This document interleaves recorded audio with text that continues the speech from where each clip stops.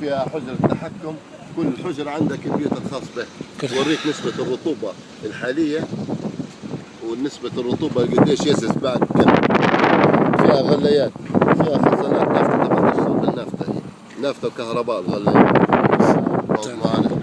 بالنسبة للهانجر هذا زي ما قلت لك يصفوا فيه الجودة، حاطينها هنا هم يشتغلوا. ايه كويس هذا، ايه تحط هنا مضبوط. هذا كان يجف فيه ايه يجفف حتى هنا جفاف طبيعي.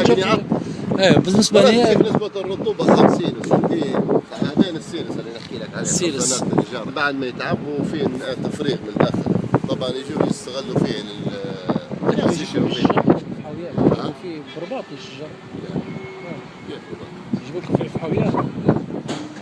قرم شدوها. ايه قرم مش حاويات. لا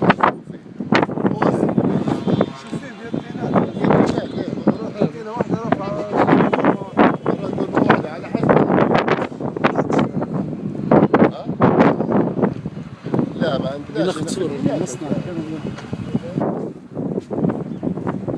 قلت لي الحجم بتاع المصنع 110 في ال 50 وكل الأرض هي في ال 24. شو فيها هكتار في الفاقد في التخزين.